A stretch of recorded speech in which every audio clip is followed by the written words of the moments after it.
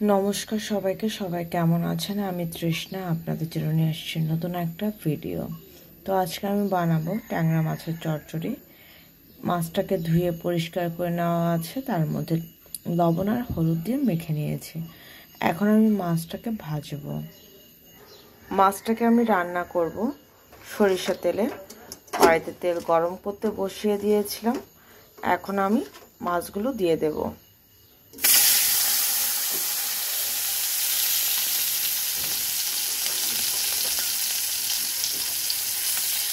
তো চলো মাছগুলো সুন্দর করে হালকা ভেজে নেই। দেখো মাছগুলো কিন্তু আমার খুব সুন্দর ভাজা হয়ে গেছে। এখন আমি মাছটাকে তুলে নেব। মাছটাকে রান্না করার জন্য মাছ ভাজা তেলের মধ্যে দিয়ে দেব দুটো শুকনা মরিচ ফোড়ন, দিয়ে দেব কালো জিরা ফোড়ন, এরপর দিয়ে দেব পেঁয়াজ কুচি। আমার কাছে ফ্রোজেন ছিল, বেশি করে কিন্তু পেঁয়াজটা দিতে হবে, যেহেতু চচ্চড়া রান্না করব আমি, ঠিক আছে, মাখা মাখা হবে। তো এইসব জিনিসে একটু পেঁয়াজটা বেশি না দিলে ভালো লাগে না খেতে। তো চলো পেঁয়াজটাকে আগে সুন্দর করে ভেজে নেই। আর এখানে আমি মাছটা রান্না করার জন্য কেটে নিয়েছি আলু, নতুন আলু, সিম, তারপর পেঁয়াজের কলি, ডাটা, আর আর কিছু না, এই দিয়ে রান্না করব। পেঁয়াজটা যখন ভাজা হয়ে যাবে ঠিক ওই সময়ে আমি দেব কেটে রাখা সবজিগুলো।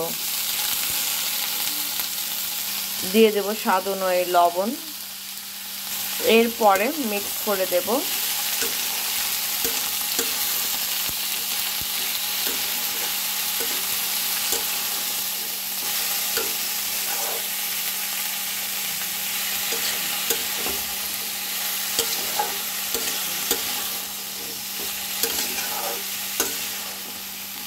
আমি 2 মিনিট এটাকে আমি একটু হালকা ঢেকে রাখবো।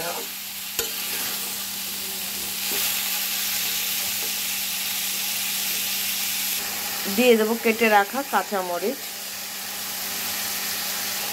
দিয়ে দেব হলুদের গুঁড়া, দিয়ে দেব ধনিয়া গুঁড়া। সব কিছু একসাথে সুন্দর করে মিক্স করে দেব। আর সবজিটাকে খুব সুন্দর করে ভাজা ভাজা করব। আর তোমাদের কাছে একটা রিকোয়েস্ট, যদি আমার ভিডিওটি ভালো লেগে থাকে তাহলে তোমার ফ্রেন্ড সার্কেল, আত্মীয় স্বজনের মধ্যে কিন্তু শেয়ার করতে ভুলো না প্লিজ। পুরো ভিডিওটা দেখো আর কেমন লাগে সেটাও জানিও।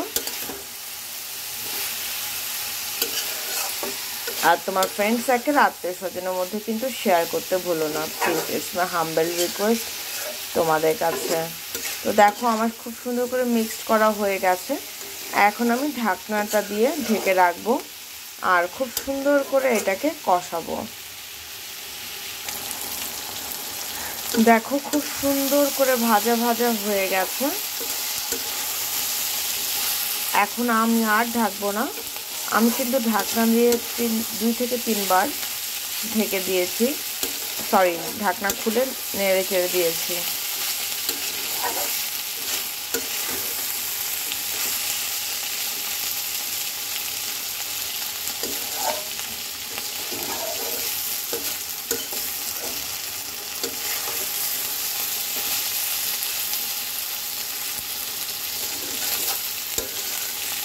তো এখন আমি দিয়ে দেব জল। জলটা এমনভাবেই দেব, মানে খুব ঝোলও রাখবো না, মাখা মাখাও একেবারে শুকিয়েও ফেলবো না। আমি আমার মতন করে রান্না করব, চচ্চড়ি গা মাখা মাখা। এই আমি দিয়ে দিচ্ছি জল।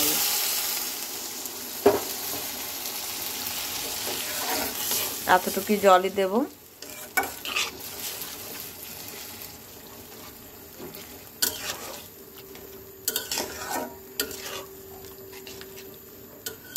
তো চলো বলকটা আসুক, বলকটা আসলে এর মধ্যে মাছ দিয়ে দেব।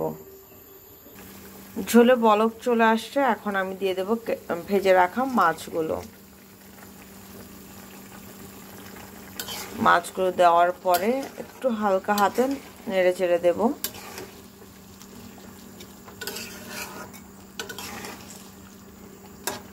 তো চলো এখন এটাকে খুব সুন্দর করে বলক আনবো।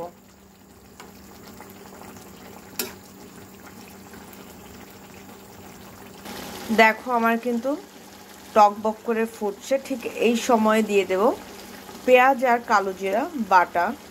এটা সুন্দর করে মিক্সড করে দেব, তাহলে কিন্তু স্মেলটা দারুণ আসবে। এখন বাজে কয়টা জানেন? 6টা। আমি ঘুম থেকে উঠেছি 5টায়। আমার একটা ফ্রেন্ড অসুস্থ, তার জন্যই রান্না করছি, সে খেতে চেয়েছিল। তো তার জন্য আপনারা আশীর্বাদ করবেন, সেজন্য সুস্থ হয়ে ওঠে তাড়াতাড়ি।